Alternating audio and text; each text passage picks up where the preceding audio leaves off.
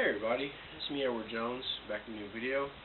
I did a video before on the topic of leadership when I did a video response to Kago's video on the Walking Dead scenario, and I just wanted to share with you some personal experiences that I've gone through that kind of gave me an idea as to what I believe a good leader should be. First,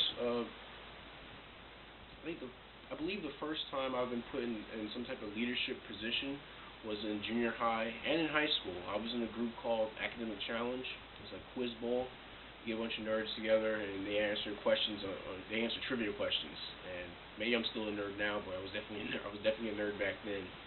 And when I was in 8th grade, we have two advisors, and they would pick members, one member of the team to be team captain. I didn't have a secondary captain, so if something happens to the main captain, I was picked to be team captain. And one of the things I learned how to do was how to delegate, or rather how to split things up for the benefit of the group. Basically, what I had to do is I had to pick. There are four members for each round. There are 4 rounds. I had to pick. I think it was out of 8 or 10 of us. I had to pick which one of us would be in each round. Now, if I could, I would have sit out some rounds, but the advisors wanted me to be in most rounds, if not all of them. So I had to figure out, all right, who's good at history, who's good at math, who's good at current events, who's good at language, things like that. And I had to pick from the group who's gonna be in the matches. And with that, I learned how to pick people based on certain qualifications that the rounds may call for.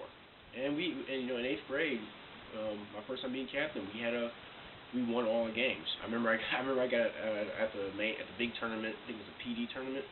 I actually got a trophy. I was MVP, and I also was captain in my junior and senior year in high school. It was the same thing. I had to pick members of the team who was going to be in which matches. We had some losses. We had a good amount of wins. But overall, I was respected because because I tried to be fair to everybody. I tried to make sure some people weren't left out in the matches. I tried to utilize everyone the best I could, and I believe I did the right thing. And when I was put in those positions, I also got in junior and senior year, I got trophies again. I got 2 trophies in high school, 1 in junior high. They're back at my grandparents' house. They were really happy when I brought those home. Little small trophies, but they were nice, overall. But yeah, that was in my youth. Now fast forward a couple of years, and when me and my friends moved into this place that we're still in right now. One of the original group moved out, but I remember we first moved in. Me and my friend Adam, we were having our zombie apocalypse plans discussion. We were having discussions. We talked about weapons and finding food, tools. Where's the best place to camp out? And then we got to we started talking about our friends, the group of people that we hung out with, people we knew pretty well. Adam knew them more so than I did because I was more of a newcomer. I was being a part of his circle of friends, and as we got to talking, I said, we talk about our friends, and I'm pretty sure that we would have a leader at one point. And I asked him,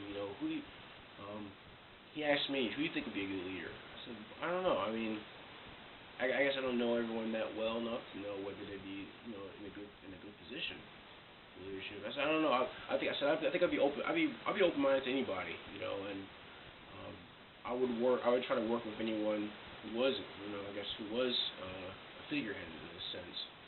And I asked him, well, who do you think would be a good leader? And he said, honestly, you. I was like, what? And I laughed at him. I said, why me? I said, I wouldn't want the job. I wouldn't want to be a leader. He said, exactly why I would pick you, because you wouldn't want the job to begin with. And what it taught me was, I believe leaders should have a level of humility to recognize that just because they're a leader doesn't mean it's, everything I say goes. I believe it's actually, if you're a leader, you're initially a servant. You have, because you're having to make decisions that are for the best of the group. And at times, you may have to put yourself in the line to, or I guess, people, I guess what's more commonly known as put the team on your back. You gotta put the team on your back because the decisions you make will be carrying them and should carry them in the right direction. And so, in a sense, you're serving them. I think, and I believe that anyone who's in a leadership position has to recognize that they have to humble themselves. Like you said, he would pick me because I wouldn't want the job to begin with. Me personally, I really don't like power. I know what power does. I know what power does to people. I mean, that could be why I initially said that, no matter who, I guess what, depending on who's in charge, I would try to work the best I could, unless they were doing something that was completely questionable, I would have to bring it up. But he said that, since you wouldn't want the job to begin with, that's why I would pick you. So plus, we, in our group of friends, we all have our personal gripes, and it seems though as everyone pretty much respects you the most. I can't find anyone who, he said, I can't find anyone who doesn't like you, doesn't think that you're a stand-up guy.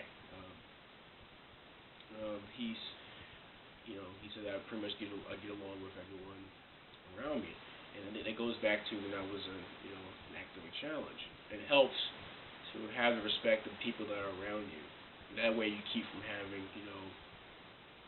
backstabbers, stuff like that. People want to take your seat. But pretty much you're gonna have people like that anyway. But I believe you'll be able to build up a good opposition with the help of other people against that kind of behavior, because they recognize that he's someone who is not going to abuse what authority he has. He's going to use it for the benefit of everyone that's beside himself. Following from the Bible, Christ, being who he is, he came down and he humbled himself to the level of a servant. I remember when he was washing the feet of the apostles, and when he came to Peter, Peter was totally against it, because to be the person to wash another person's feet at that time was, I guess, in comparison to wiping someone else's butt nowadays, it was a very lowly position. But he said, don't. He said, I don't want you to wash my feet. Wash me all over. So I guess if you're going to do that job, might as well go on and wash every part of me. But Christ was showing that in order to be a proper leader, you have to be a servant. So I believe that's a quality that leaders should have. They should humble themselves. That way, they don't let the power go to their head until we just start making questionable decisions. Let's see. I guess I can't really think of any other personal experiences I've had. There actually is another thing I want to point out. I believe to be an effective leader, to be a good leader, you have to know with humbling yourself, you have to know your limitations. With that being said, you don't want to make calls that make yourself seem as though you know everything. I think a big thing is to readily admit I don't know everything, but maybe I can help. Maybe I can seek advice, seek sound advice from others around me. And I believe good effective leaders know who to ask for help. I don't know a lot about. I know a good bit about first aid, but I'm pretty sure there's people out there who know a whole lot more than I do. Friends, family members. I'm pretty sure they know a whole lot more. So I would seek their help. Whether I'm a leader or not. It always helps to know where you stand in certain positions, and know where what your fallbacks are. Where your what's the word I'm looking for?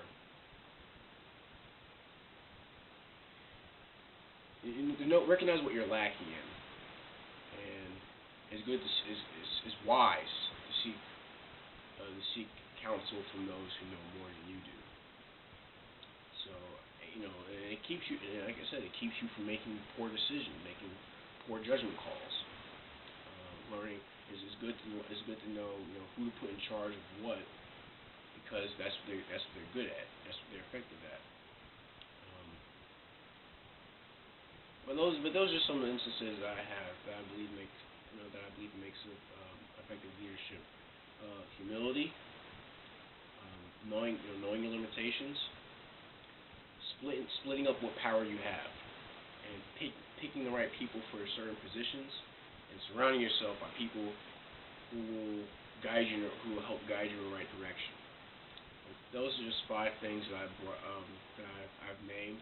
Please share your thoughts. I'd like to hear what you have to say. Please make a video response and leave comments in the comment section. I'm very curious to see what other people have to say about what do they believe the effective leadership, or what are the best people to be in leadership roles. If you agree with the things I said, please let me know. If you disagree, please feel free to let me know as well. I welcome everyone's opinion on the subject. But that's my video. Qualifications of leadership, at least in my opinion of it. I'm Edward Jones, and you have a nice day.